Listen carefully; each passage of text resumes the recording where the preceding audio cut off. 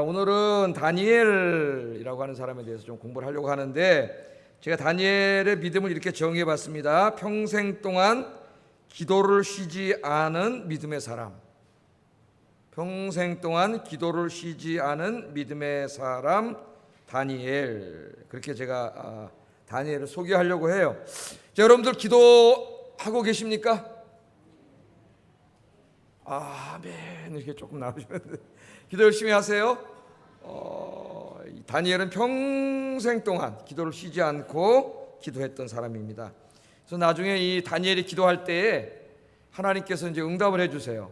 응답을 해주셔가지고 응답으로 천사장 가브리엘을 하나님이 보내셨어요. 천사장 가브리엘이 다니엘을 찾아와가지고 다니엘을 뭐라고 부르냐면은 하나님의 큰 은총을 받은 자요. 그렇게 부릅니다. 하나님의 큰 은총을 받은 자요. 여러분, 이것보다 명예롭고 영광된 축복의 칭호가 어디 있어요? 하나님이 천사장을 보내셔가지고 너는 하나님의 큰 은총을 받은 자다. 그렇게 칭찬을 해주셨어요. 이 다니엘을. 그래서 여러분들도 그런 칭찬을 받을 수 있기를 주의 이름으로 축복합니다. 신약에 보면은 이런 칭찬을 받은 사람이 또 한 명 나와요.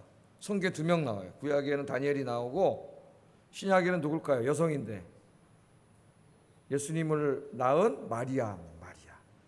가브리엘이 또 역시 찾아왔어요. 하나님 보내셔가지고 이 예수님 수태한 것을 고지하는 수태고지를 할 때에 뭐라고 부르냐면 하나님의 은총을 받은 자요. 그렇게 불러요.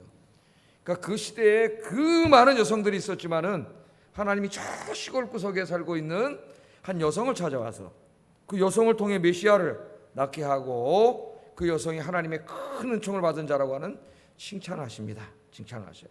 그래서 하나님이 보시는 것은 우리가 보는 것과 달라요. 그걸 우리가 알아야 됩니다. 하나님은 우리 인간이 보는 껍데기, 외모 이런 걸 보지 않는다. 지난 시간에도 공부했죠. 하나님 우리의 중심을 보시는데, 하나님이 우리의 중심을 보실 때, 나의 중심을 볼 때 나는 어떤 사람인가? 하나님이 보시는 나는 어떤 사람인가? 이게 중요합니다. 사람은 얼마든지 속일 수 있어요. 조금 이렇게 가면 쓸 수 있습니다. 연기할 수 있어요.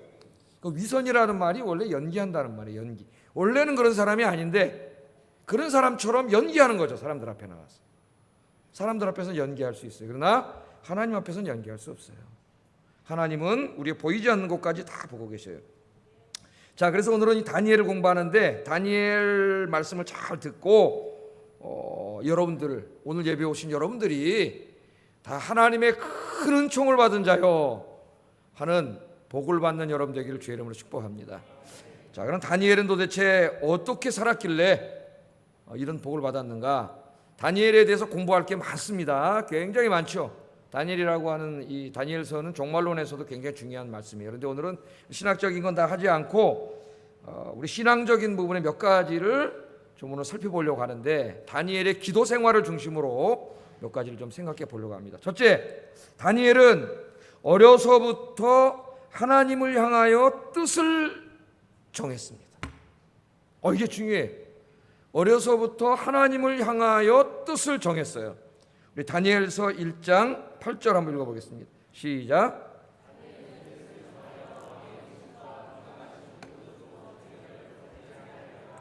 자기를 더럽히지 아니하도록 환관장에게 구하니. 아멘. 여기 보면 다니엘은 뜻을 정했다. 그렇게 나옵니다.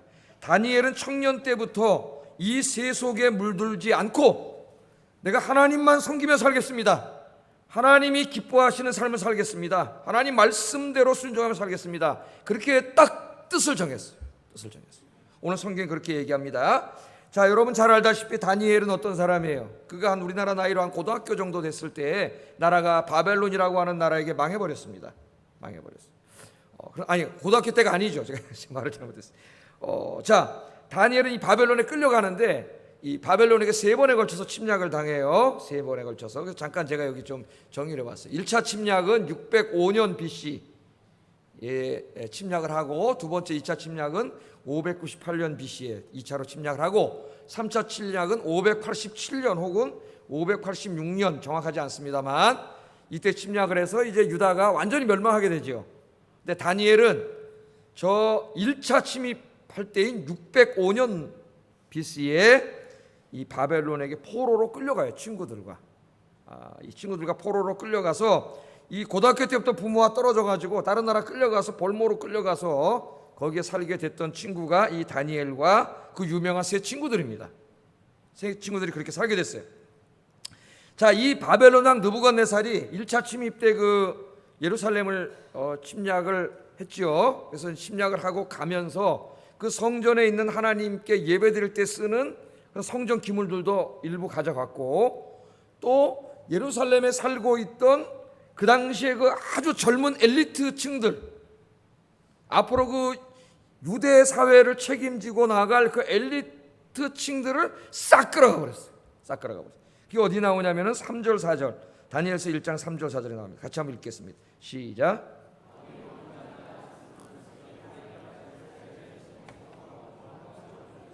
흠이 없고 용모가 아름다우며 모든 지혜를 통찰하며 지식에 통달하며 학문에 익숙하여 왕궁에 설만한 소년을 데려오게 하였고.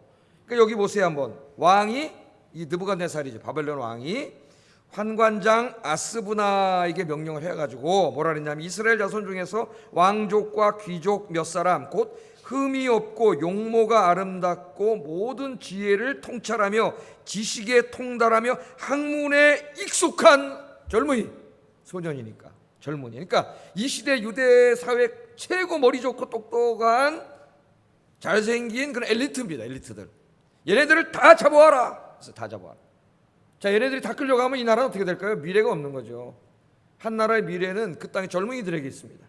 그죠? 자기 미래를 꿈꾸면서 열심히 자기 분야를 공부하고 노력하는 우리 젊은이들에게 이 땅에 미래가 있는데, 그런 아이들, 특히 엘리트 애들을 다 끌어가 버렸어요. 다 끌어가서. 그래가지고 바벨론을 위해서 일하는 사람들로 만들고, 또 바벨론 왕이 자기를 위해서 봉사하는 사람들로 만들기 위해서 전부 다 끌어갔어요. 이때 이제 이 다니엘과 세 친구들이 여기에 끌려가게 됩니다. 그런데 오늘 성경을 읽어보면 많은 아이들이 바벨론으로 끌려갔지만, 그 엘리트층에 있는 많은 아이들이 끌려갔지만은 그들 중에서 단 4사람만이 하나님의 특별한 관심을 끌고 있어요. 지난번에 다윗도 그랬죠. 예? 하나님이 왕으로 세우려고 사람을 찾을 때 저 예루살렘의 권문세가 자식들 이런 다 많은데, 저 베들레헴에 양치는 한 어린아이, 소년, 청소년, 그 친구에게 하나님 관심을 가지셨거든요. 그게 다윗이었잖아요. 다윗. 오늘도 보면 그 많은 아이들 중에 단 4사람에게만 하나님이 관심을 갖습니다. 다니엘은 그들의 이름을 실명으로 기록했는데, 다니엘 자신과 또 하나냐, 미사엘, 아사랴, 이 3명입니다. 근데 우리는 이 세 친구, 다니엘과 세 친구의 이름을 외울 때 사드락, 메삭, 아벳느고 이렇게 외우잖아요. 사드락, 메삭, 아벳느고는 사실은 바벨론식 이름이고 이들의 원래 이름은 이게 아니죠. 근데 저도 왜 그런지 모르게 원래 이름은 잊어버려서 잘 안 외워지고 사드락, 메삭, 아벳느고 바벨론식 이름이 자꾸 외워져요. 어려서부터 이제 자꾸 이렇게 누군가에게 이렇게 들었어요. 자꾸 그러다 보니까 다 사드락, 메삭, 아벳느고, 이 별로 중요한 이름이 아닌데 사실은 하나냐, 미사엘, 아사랴, 이게 중요한 이름인데, 자, 이 네 친구죠. 네 친구의 이름을 실명으로 거론을 합니다. 자, 하나님께서는 왜 이 시대에 많은 끌려간 그 엘리트층 아이들 중에서 이 4명의 아이들에게만 관심을 가졌을까? 왜 관심을 가졌을 것 같아요? 이 4 아이들은 하나님을 경외하는 믿음의 사람이었기 때문입니다. 누구였다고요? 하나님을 경외하는 믿음의 사람이에요. 자, 이 사람들의 이름을 보면은 벌써 그걸 알 수 있어요. 어느 정도 이름에 이게 나타나요. 이 이스라엘 이 사람들 이름에 엘자나 야자, 우리말로는 아루 읽었는데, 이게 들어가면 엘로힘, 또 야훼 이래가지고 다 하나님이란 뜻이에요. 하나님. 그래서 그런 이름을 가진 아이들은 집안의 부모가 다 경건한 집안입니다. 경건한 집안이에요. 예를 들면 뭐 요엘이라든가 호세야라든가 엘리야라든가 이름이 다 그렇게 끝나죠. 그런 사람들이에요. 근데 오늘 여기 이름 보세요. 다니엘이잖아. 엘. 그러니까 다니엘은 하나님이 심판하신다 그런 뜻이에요. 또 하나냐, 하난야. 하나님은 은혜로우시다 그런 말이에요. 또 미사엘, 이 엘이란 말 영어로 God이란 말이에요. God. 이 엘이 복수형이 되면 엘로힘. 그래서 창세기 1장 1절에 바라 엘로힘 나오죠. 베하 예레 하샤마임 베하 예레 이렇게 나와요. 하나님이 엘로힘이 하늘과 땅을 창조하신다. 그 엘이 하나님이란 말이에요. 단수 형태예요. 자, 또 미사엘은 하나님은 누구신가 그런 뜻이고, 아사랴는 하나님이 도우셨다 그런 뜻입니다. 그래서 이 네 아이들은 이름에 벌써 이 아이들이 어떤 아이들인가가 나타나는데, 벌써 성경은 뭐라 그래요? 이 네 아이가 끌려갈 때에 하나님을 향하여 뜻을 정했다고 나와요. 고등학생 정도 된 아이들인데 믿음이 굉장히 좋은 아이들이죠. 그래서 하나님께서는 그 시대의 많은 아이들 중에서 하나님을 경외하는 이 믿음이 있는 네 아이들에게 특별히 관심을 가지시고, 이제 이 네 아이들에게 복을 주시고 바벨론의 장관급 또 총리로 높이시고 그들을 들어서 사용하십니다. 그러니까 하나님의 관심은 누구예요? 하나님을 경외하는 믿음이 있는 사람들을 하나님이 찾으세요. 우리 인간은 껍데기에 관심이 많아요. 저 사람 뭐 돈이 얼마, 집안이 어디냐, 뭐 공부를 어디 했냐, 무슨 학교 나왔냐, 연봉이 얼마냐. 물론 뭐 그것도 그 사람이 열심히 노력해서 얻은 거니까 그건 무시할 수는 없죠. 우리들은 그런 것만 바라보는데 하나님은 그런 거 관심이 없으시고, 하나님은 믿음을 보세요. 믿음을. 그래서 우리는 눈이 멀어가지고 우리가 정말 봐야 될 건 못 봐요. 사람을 볼 때 그런 껍데기만 봐요. 껍데기. 하나님이 지난주에 우리 공부했는데 하나님은 뭘 보세요? 껍데기를 보는 게 아니라 그 사람의 중심을 보시죠. 중심. 사무엘도 실수했다 그랬잖아요. 편견 때문에 실수했다 그랬잖아요. 하나님은 중심을 보세요. 그러니까 하나님이 여러분의 중심을 보셔요. 우리 인간들은 얼마든지 속일 수 있어요. 아까 지금 말했지만 얼마든지 우리가 연기해가지고 다른 사람처럼 좋은 사람으로 보일 수 있습니다. 그러나 하나님은 속일 수가 없잖아요. 하나님은 우리의 중심을 보세요. 하나님이 이 아이들의 중심을 볼 때 하나님을 경외하는 믿음이 있는 청년들이었기 때문에 그 많은 아이들 중에서 하나님은 이 네 아이에게 특별히 관심을 갖고 복을 주십니다. 근데 이 네 아이가 바벨론으로 끌려가면서 결심을 했어요. 결심을 다니엘하고, 야, 우리가 지금 이 바벨론으로 끌려가는데 거기 이방 종교 섬기는 나라고, 그런 이방 문화로 가득 차 있는 나라인데 우리가 끌려가면은 거기 문화와 종교에 절대로 동화되지 말자. 자, 우리 오늘 예배에 오신 여러분, 내일부터 세상에 나가서 세상의 문화와 생활 관습과 가치관에 동화되지 말기를 주의 이름으로 축복합니다. 절대로 동화되지 말자. 하나님의 말씀대로 살자. 하나님이 기뻐하시는 대로 살자. 그렇게 네 명이 이 마음을 정했어요. 마음을 정했습니다. 자, 마음을 정하고 갔는데 가자마자 시험거리가 생기네. 항상 마귀는 우리를 쓰러뜨리려고 해요. 시험거리가 뭐예요? 왕 앞에 갔더니 이 왕의 환관장이, 얘네들을 교육시켜야 될 환관장, 책임질 환관장이 하는 말이 뭐냐면은, 이제부터 오면은 왕이 명령 내리기를 아주 맛있는 고기들을 다 먹이고 좋은 음식을 먹여가지고 기름이 잘잘 흐르게 얘네들을 만들고 공부 열심히 해서 왕을 위해서 충성을 다하는 사람으로 만들라 그랬다는 거예요. 그 고기를 이제 막 먹어야 되는데 다니엘하고 이 네 아이가 결심을 했잖아요. 이건 왜 이 고기 먹는 거하고 신앙하고 무슨 상관이 있습니까? 신약 시대는 이제 그런 게 다 없어졌어요. 그러나 바벨론 사람들이 먹는 고기 중에 하나님의 율법의 말씀에 금한 것들이 있어요. 금한 것들이 있어요. 또 바벨론 사람들이 먹는 상당수의 고기는 바벨론 사람들이 섬기던 신전에 올라갔다 내려온 고기예요. 이제 지금은 그런 게 없어요. 바울이 이제 이미 다 그런 게 없다 얘기를 했지만, 이 구약 시대에는 그것이 굉장히 중요한 일이었습니다. 그래서 바벨론 왕이 때로는 신전에서 내려온 고기를 일부러 먹여가지고 그들을 간접적으로 자기들의 문화에 이렇게 동화시키고 종교를 따르도록 하는 이런 신앙적인 문제가 여기에 연결이 되어 있어요. 자, 다니엘과 세 친구 사드락 메삭 아벳느고는 이 고기를 먹을 수 없어요. 왜? 하나님이 먹지 말라 그런 걸 할 수가 없습니다.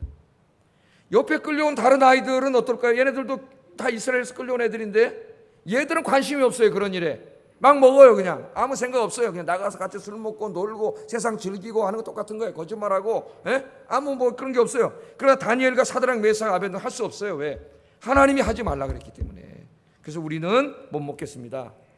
그러니까 환관장이 하는 말이, 야, 너들 이거 안 먹어가지고 니네 얼굴이 초췌해지면은 니네들 잘못했다고 왕한테 내가 가서 죽는다. 그러니까 니네들 먹어야 돼. 니네들이 안 먹으면 내가 죽어. 그랬더니 다니엘이 뭐라 그러냐면, 그럼 한번 열흘 동안만 한번 테스트 해보세요. 열흘 동안만 우리는 저런 고기 안 먹고 그냥 야채 먹고 살겠습니다. 풀 먹고. 열흘 후에 과연 우리 얼굴과 고기 먹고 자란 저 아이들 얼굴을 비교해 봐가지고 차이가 있는지, 누구 얼굴이 더 윤기가 흐르는지 한번 비교해 보세요. 그렇게 얘기를 했어요. 여러분, 열흘 동안 고기 안 먹고 그냥 풀만 먹고 살면은 어때요? 좀 얼굴이 초췌해지죠. 몸무게도 한 2kg 빠지고 그렇게 됩니다. 다이어트 하시고 싶은 분들은 풀만 먹고 사세요. 풀만 먹고 살면, 저기 탤런트들 보니까 풀만 먹고 살더라고요. 어떤 탤런트는 17년 동안 쌀을 먹은 적이 없대요. 쌀을. 내 같으면 그냥 쌀만 먹고 살찌고 살겠다. 그 테스트를 했어요. 테스트를 1장 15절 읽어보겠습니다. 시작.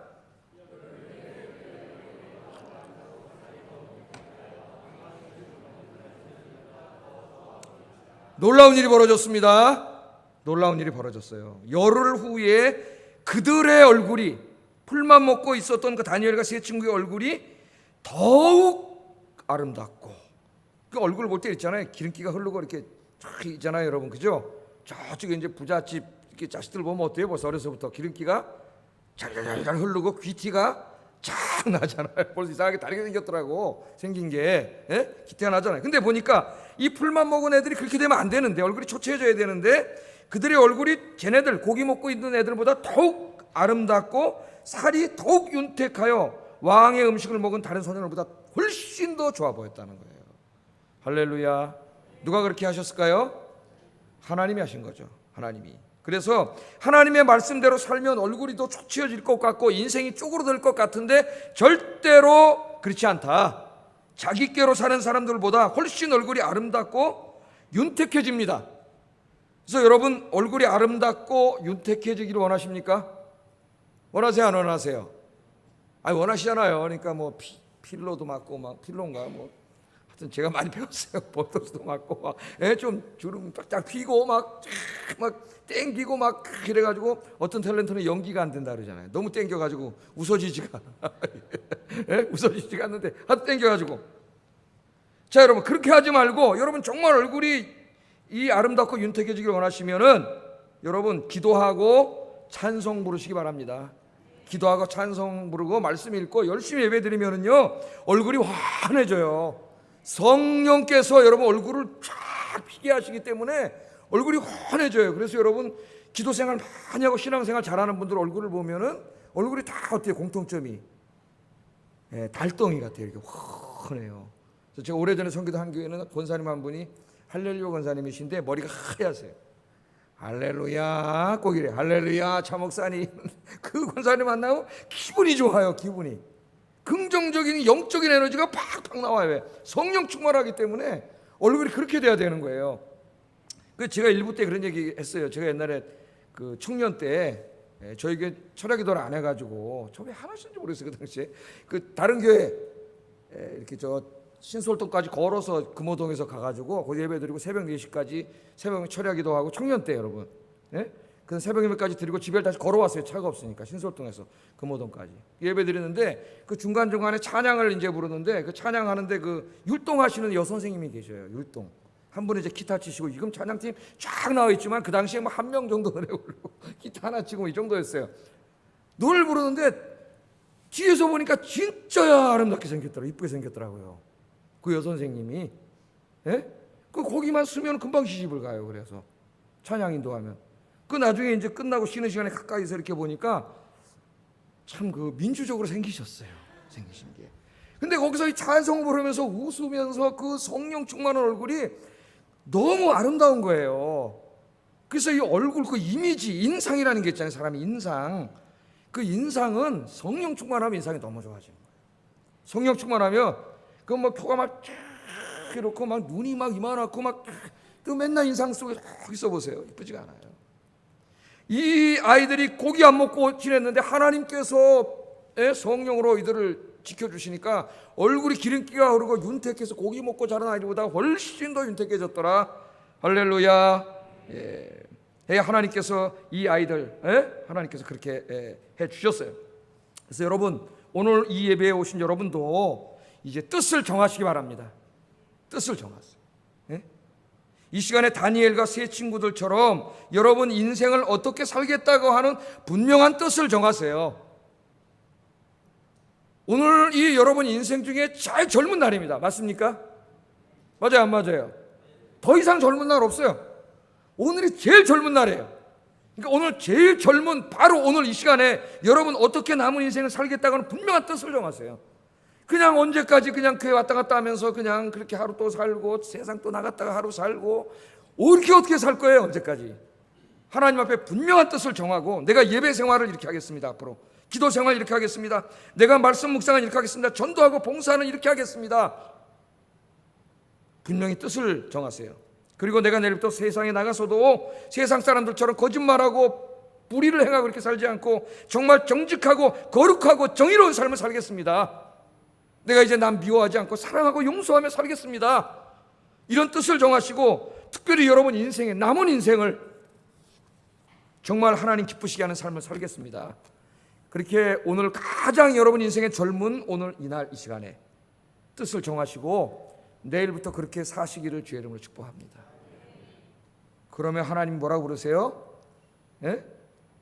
하나님의 가장 큰 은총을 받은 자가 될 수 있어요. 은총을 받은 자. 뜻을 정하지 않으면요 그렇게 살 수가 없어요. 이 세상이 악한 영이 지배하고 온갖 죄악된 문화가 가득 차 있습니다. 예? 그렇기 때문에 우리가 그냥 뜻을 정하지 않고 나가면 거기에 휩쓸려 다닐 수밖에 없어요. 특별히 우리 젊은이들도 그 세상 문화에 휩쓸려 달려가 다니엘과 세 친구 빼고 나머지는 그냥 세상 문화에 휩쓸려 갔잖아요. 예? 그냥 주는 대로 묵고 그냥 그렇게 살았잖아요. 하나님의 관심이 없잖아요. 그런 애들에게 관심이 없어요. 하나님이 이 네 아이만 복을 받습니다. 나중에 장관이 되고 총리가 되고 다니엘은 특별히 늙어 죽을 때까지 온갖 부귀영화를 다 누리면서 하나님 맡겨진 사명을 엄청나게 감당했던 사람이 다니엘이에요. 왜? 어려서부터 뜻을 정했기 때문에 흔들리지 않아요. 뜻을 정하면 흔들리지 않습니다. 그냥 나가면 흔들려요.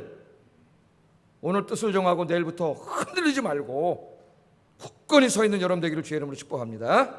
두 번째, 다니엘은 하나님을 철저하게 신뢰하는 믿음의 사람이었습니다. 제가 이 다니엘 여기 설교 준비하다가 이 부분에서 제가 무릎 꿇고 기도하고 회개했어요.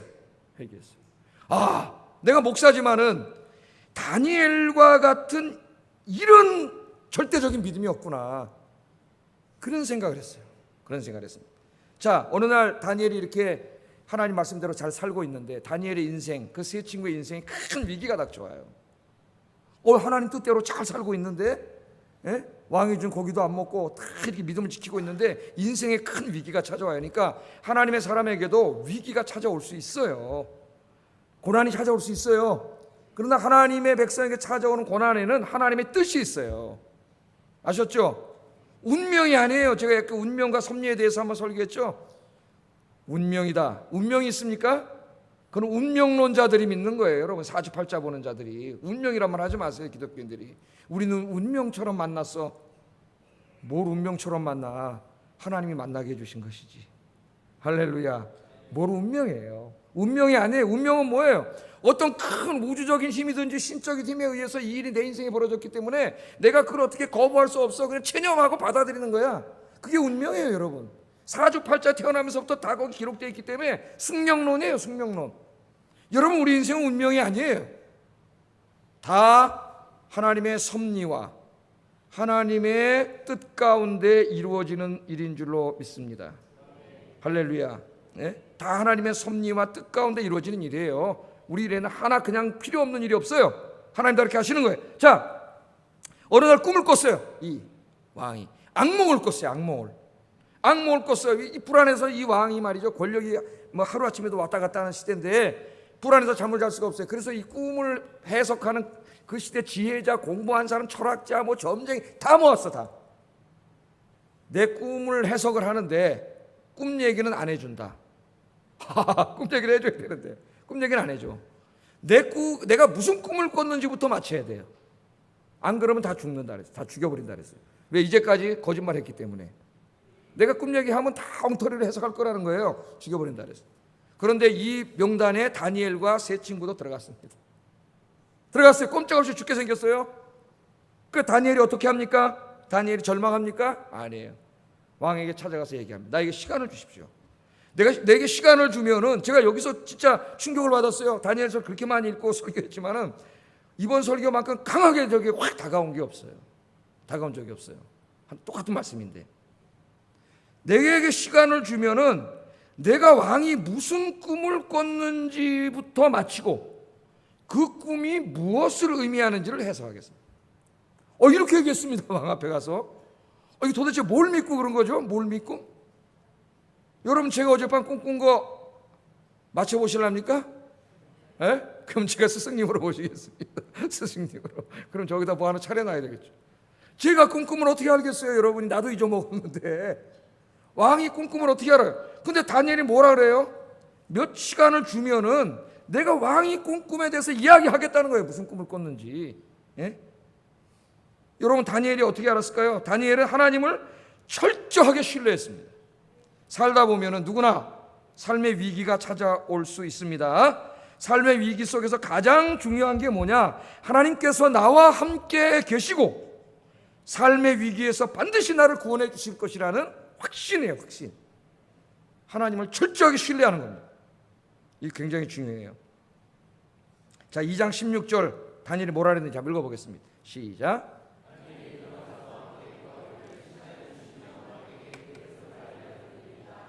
아멘. 이 말을 하고 왕이 좋다, 시간을 줬어요. 그래서 돌아왔습니다. 자기 친구들에게 돌아왔어요. 예? 친구들에게 돌아왔어요. 자, 이거 어떻게 할 거냐? 큰소리 치고 왔는데, 예? 이거 어떻게 할 거예요? 어떻게 그 사람이 무슨 꿈을 꿨는지를 어떻게 알아요? 하나님이 정말 초자연적인 방법으로 가르쳐 주지 않나는 알 수가 없어요.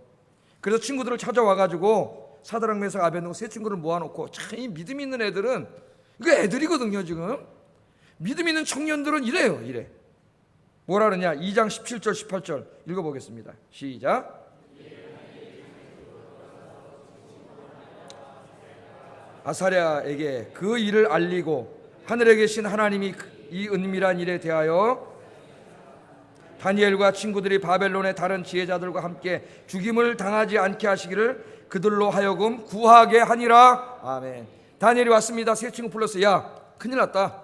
에? 지금 왕이 자기가 꿈을 꿔놓고 악몽을 꿔놓고 이 꿈 내용을 우리가 말하고 해석하지 않으면 다 죽인다고 하는데 이제 꼼짝없이 죽게 생겼다. 그러니까 우리 도망가자. 어떻게 하자? 뭐 도망도 못 가겠죠. 그런 게 아니라 우리 하나님께 기도하자. 그러면 하늘에 계신 하나님이 은밀한 일에 대하여 우리에게 알려주실 거다. 야, 할렐루야. 아멘이 나와야 돼 이럴 때요. 아멘. 이런 믿음이 어디서 나왔냐 이거예요. 이런 절대적인 믿음. 아마 21세기에 물질적으로 많이 풍요로워졌고 그런 가운데 우리가 살고 있지만은 정말 이런 절대적인 믿음을 찾아보기가 어렵습니다. 때로는 목사인 저 자신을 돌아봐도 제가 당 하나님한테 한 대 맞았다니까. 나에게 정말 이런 믿음이 있나? 그런 생각을 해봤어요. 내가 젊었을 때, 청년 때 가졌던 그런 믿음이 있나? 그런 생각을 해봤어요. 그러니까 지난주에 우리 박동천 선생님 오후 예배 설교하는데, 여러분도 오후 예배 오신 분 다 들었잖아요. 예? 러시아에 선교 가려고 가는데 한 200만 원이 필요하지 않습니까? 근데 아무리 돈을 구하려고 해도 후원금이 없어가지고 포기하려고 했더니 한 목사님이 야, 미리 한번 11조 내봐라. 선 11조를 내봐라. 그래가지고 자기가 그 대학교 다닐 때 대학생인데 그 말씀을 그냥 그대로 받아가지고 통장에 보니까 딱 20만 원 있어가지고 하나님 앞에 딱 20만 원 냈더니 후원금이 얼마 왔다 그랬어요. 지난 제 설교가 아니라 250만 원. 막 어머니도 주시고 할아버지도 주시고 아는 사람도 주시고 그래가지고 250만 원 후원금이 들어와서 그걸 가지고 어떻게 했다 그랬어요. 후원금 못 거둔 친구까지 도와줬다 그런 얘기를 하는데, 제가 그 설교를 듣고 하나님이 정말, 내가 무슨 헌금 내러 가는 설교가 아닙니다. 하나님이 정말 기뻐하시는 믿음이 저런 그냥 순진무구한 믿음이구나. 할렐루야. 그걸 제가 알았어요. 오늘 여기 지금 이거 보세요. 이 믿음이. 아니, 왕이 꿈을 자기가 어떻게 알아? 그런데 하나님이 가르쳐 주실, 절대적으로 주실 줄로 믿고 세 친구하고 가서 기도하니까 하나님이 어떻게 하셨을까요? 하나님 가르쳐 주셨어요. 2장 19절 읽어보겠습니다. 시작.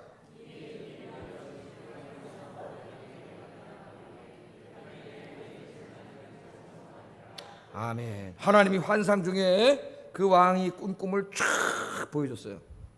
하나님은 다 아시니까. 할렐루야. 예? 하나님 다 보여주셨어요. 여러분 위기 가운데 있습니까? 삶의 고난 가운데 있습니까? 온 가족을 모아놓고 함께 기도하세요. 하나님이 그런 걸 굉장히 좋아하세요. 굉장히 기뻐하세요. 친구들이 모여서 기도하고, 구역 식구들이 모여서 기도하고, 교우들이 모여서 기도하고. 우리 금요일날 뭐합니까? 교우들이 모여서 여기서 찬송 부르고 통성으로 기도하고, 우리 아픈 환자들 위해서 다 교우들 기도하고, 교회를 위해서 기도하고, 나라를 위해서 기도하고. 예? 하나님이 기뻐하세요. 하나님이 기뻐하시고 그 꿈을 다 보여주셨어요. 예? 그래서 이 다니엘이 가가지고 꿈 얘기 다 하고 다 꿈 해석해 줬는데, 그 내용을 다 말하면 이따 오후까지 설교해야 돼요. 여러분 다니엘서 2장을 읽어보세요. 그 내용이 잘 나와 있습니다. 오늘 중요한 건 뭡니까? 다니엘이 이처럼 철저하게 하나님을 신뢰했다는 거예요. 하나님이 응답해 주신 다음에 다니엘이 이렇게 하나님께 감사 기도를 드렸습니다. 2장 23절 시작.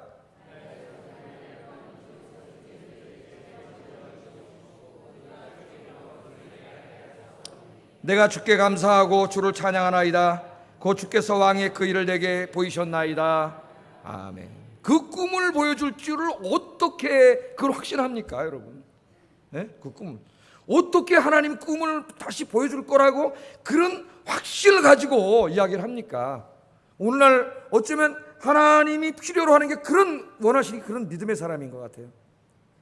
그래서 네 믿음대로 될지어다. 예수님이 그렇게 말씀하셨죠.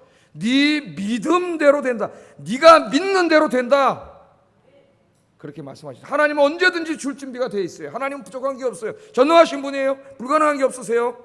단지 그 믿음의 크기와 분량에 따라서 하나님의 엄청난 복을 우리가 누릴 수도 있고, 많이 누릴 수도 있고, 적게 누릴 수도 있고, 입맛도 못 볼 수도 있어요. 네 믿음대로 될지어다. 네 믿음대로 될지어다. 여러분은 큰 믿음의 사람들이 되기를 주의 이름으로 축복합니다. 네. 자, 한 가지 더 생각해 볼 말씀은, 이 말씀 속에서 우리가 깨닫게 되는 것은 이 일 때문에 이제 죽을 위기가 처해 왔지만 그 꿈을 이야기하고 해석해 줌으로 다니엘과 세 친구가 바벨론이라고 하는 대제국에서 장관급으로 확 점프하게 돼. 갑자기 고위공직자가 됩니다. 엄청나게 복을 받는 자리로 올라간 거죠. 이 말씀을 통해서 우리가 하나 더 생각해 볼 것은, 하나님께서 주시는 고난은 축복의 통로라는 거예요. 여러분이 하나님을 잘 섬기고 하나님을 경외하고 신앙생활 잘하고 있는데, 여러분의 인생에 고난이 온다면 여러분 그 고난에는 반드시 하나님의 뜻이 있습니다. 예? 아까 제가 뭐라 그랬어요? 운명이 아니라 그랬죠. 그냥 오늘 체념하고 받아들이는 게 아니, 거기에 분명한 하나님의 뜻이 있어요. 하나님의 뜻이. 자, 우리 다니엘서 2장 47절 49절 읽어보겠습니다. 시작.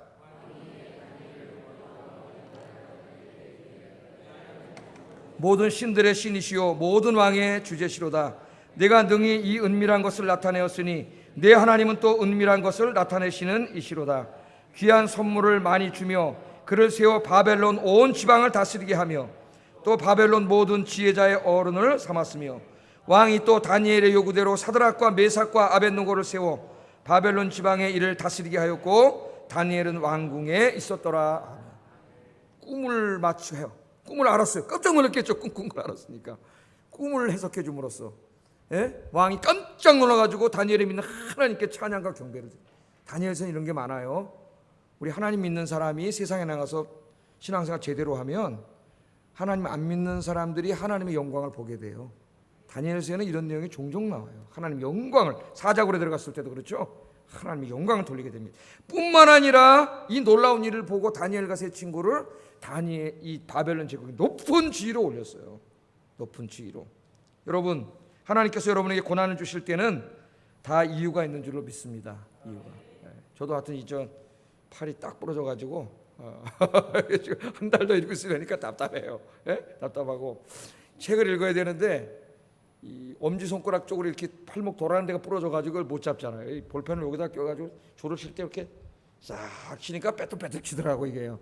야, 여러분 볼펜을 잡고 글씨를 쓰는 게 이게 정말 하나님의 은혜인 줄을 제가 이제 알았어요. 고기만 끄덕끄덕 하시는데 여러분 볼펜 잡아보세요. 이게 하나님의 은혜, 활을 잡고 탁 쳐서 피아노를 이게 다 하나님의 은혜예요. 우리는 우리 인생이 하나님이 주신 게 많은데 그것들을 잃어버리기 전까지는 그게 얼마나 큰 은혜인지 몰라. 목사도 그걸 잃어버리고 나서야 비로소 깨닫게 된 어리석은 게 인간이 아닌가 그런 생각이 들어요. 하나님이 작은 고난이지만 고난을 주셨어요. 왜 고난을 주셨는지는 제가 다 알지 못합니다. 왜 하나님 그걸 탁 그날 고난을 통해서 제가 생각하게 되고 저를 돌아보게 되고 반성도 하게 되고 그렇잖아요. 내 지금 이렇게 불편하다 보니까 말이죠. 요거만 딱 한 달 후에 쪼개면은 내가 하늘에 가서 별도 따올 수 있을 것 같아요. 지금. 요거만 딱 요거만 쪼개지면 내가 뭔가 두 손 다 했을 때 그런 생각을 안 했는데 다시 이게 요거만 쪼개지면 팍 그냥 하나님이.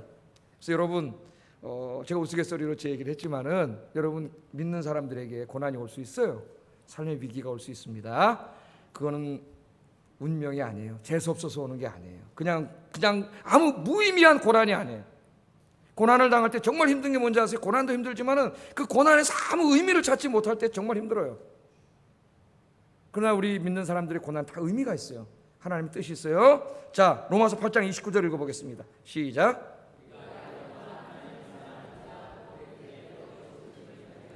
모든 것이 협력하여 선을 이루느니라. 아멘. 우리가 다 이해하지 못한다 할지라도 여러분 인간이 하나님의 그 오묘한 섭리를 어떻게 다 알아요? 몰라요. 다 이해할 수 없어요. 욥기의 주제는 고난이 아니에요.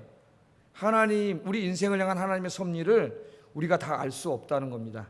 그러니까 네 인생에 무슨 일이 벌어져도 겸손하게 무릎 꿇고 감사하라는 거예요. 그게 욥기의 주제예요. 여러분 어떻게 우리가 하나님의 뜻을 다 알아? 그러나 오늘 여기 분명히 하나님 뭐라 그랬어요? 네 인생의 선과 유익을 위하여 이 고난도 네 마음에 안 들지 몰라도 하나님 주신 거라는 거예요. 주신 거예요. 그리고 그 고난 뒤에는 더 큰 복이 있습니다. 고난 가운데 있습니까? 다니엘처럼 하나님을 의지하고 승리하시기를 주의 이름으로 축복합니다. 마지막으로 다니엘은 평생 동안 하루에 3번씩 기도하는 기도의 사람이었다. 하나님을 신뢰하는 사람의 특징이 뭔지 아세요? 기도하는 거예요. 자기를 신뢰하는 사람은 기도에 게으릅니다. 왜? 내가 얼마든지 나 혼자 먹고 살 수 있으니까 기도하지 않아요. 그러면 하나님이 사랑하면 그 사람 확 다 막아버려요. 길을. 그래서 자기 힘으로 아무것도 할 수 없다는 걸 깨닫게 하세요. 그래야 비로소 무릎 꿇고 하나님 앞에 나와요. 여러분 이 다니엘은 하나님을 신뢰했기 때문에 평생 동안 하루에 3번씩 기도했어요. 다니엘의 기도는 6장, 9장, 10장 다니엘서 읽으면 계속 나와요. 다니엘의 인생은 기도하는 인생이다. 지난주에 다윗의 인생도 기도하는 인생이다. 하나님의 복을 받고 쓰임받은 사람은 다 기도하는 사람. 예수님도 기도의 본을 보여주셨어요. 자, 다니엘이 이렇게 승승장구해가지고 바벨론이라고 하는 대제국을 다스리는 3명의 총리가 있는데 그 중에 하나가 됐어요. 그랬더니 옆에 있는 사람들이 시기, 권력에는 뭐가 있어요? 항상 시기 질투가, 시기가 있죠. 시기. 이 권력의 시기가 무서운 거예요. 다 죽이는 거예요. 권력의 시기가. 그래서 다니엘을 죽이려고 다 털어봤더니 너무나 정직한 사람이, 하나님 믿는 사람. 아무리 털어도 먼지가 안 나와요. 털어서 먼지 안 나오는 사람이 어디 있어요? 근데 안 나와. 죽일 방법이 없어요. 이런 사람이 돼야지. 청문회 나왔더니 진짜 구리고 더러운 사람 다 나오잖아요. 안 나오려고 그래요. 지금 우리나라에 뭐 청와대 비서실에 들어간 사람, 장관 들어간 사람, 난 이때까지 그 사람들이 책을 쓰고 외치고 인터넷에 떠들어대갖고 정말 정의로운 사람들인 줄 알았어요. 지금 보니까 부동산 다 다량 소유자들이고 투기 냄새가 폴폴 나는 사람들이고 이때까지 떠들어온 게 다 뭔지, 재산이 어떤 사람 공시지가로 90몇 억이래. 그 대학 교수가 어디서 그렇게 돈이 많이 생겼는지는 알 수가 없어요. 어떤 사람은 뭐 50몇 억, 60몇 억. 그렇게 어떻게 저 사람들이 뻔뻔스럽게 이때까지 그렇게 인터넷에서 떠들어댔는지, 참 이해할 수 없어요. 다니엘은요, 먼지가 안 나와요. 먼지가 안 나와요. 정말 위대한 신앙은 뭐냐? 자기가 믿는 대로 사는 거예요. 진리대로 실천하는 거예요. 실천하지 않는데 그게 무슨 믿음이에요, 여러분? 실천하지 않는 믿음은 믿음이 아니에요. 다니엘 털어도 안 나오니까 다니엘 죽이려고 가만히 보니까 하루에 3번씩 무슨 일 있어도 기도하거든, 저 사람이. 저걸로 죽여야 되겠다. 그래가지고 왕한테 가가지고 왕을 꼬드겨가지고 앞으로 한 달 동안 왕이나 왕의 신 다른 이름으로 기도하거나 예배하는 자는 죽입시다, 사자굴에 집어넣어서. 근데 왕이 기분이 좋아져가지고 멍청해가지고, 왕은 참모, 좋은 참모 얘기를 들어야 되는데 왕이 멍청해지면 지도자가 멍청한 사람 얘기를 들어요. 그래서 거기다 사인을 해버렸어. 다니엘 꼼짝없이 죽게 됐습니다. 다니엘이 어떻게 됐어요? 기도하면 죽어요. 기도하나 안 하나만 딱 지켜보고 있습니다. 스파이가 지금. 다니엘이 어디서 기도하는지도 알거든요. 다니엘이 어떻게 했을까요? 30일만 참으면 괜찮습니다. 30일이라는 기간을 뒀기 때문에. 자, 이런 마귀가 하는 짓을 잘 보세요. 30일만 참으면 돼요. 그럼 다니엘이 어떻게 생각할 수 있을까요? 그래, 30일만 기도하지 말자. 30일 후에는 기도할 수 있으니까 30일만 참자, 그렇게 했을까요? 여러분, 만일 다니엘이 그렇게 생각을 하고 30일 동안 기도를 쉬었다면 어떻게 됐을까요? 다니엘의 신앙은 다 죽었어요. 영적으로. 그 다음부터 마귀가 마음대로 끌고 다니는 그런 사람이 됐어요. 다니엘은 그걸 알고 있습니다. 기도를 쉬지 않습니다. 그래서 아까 우리가 읽은 6장 10절 다시 한번 읽어보겠습니다. 다니엘이 이렇게 얘기하죠. 시작.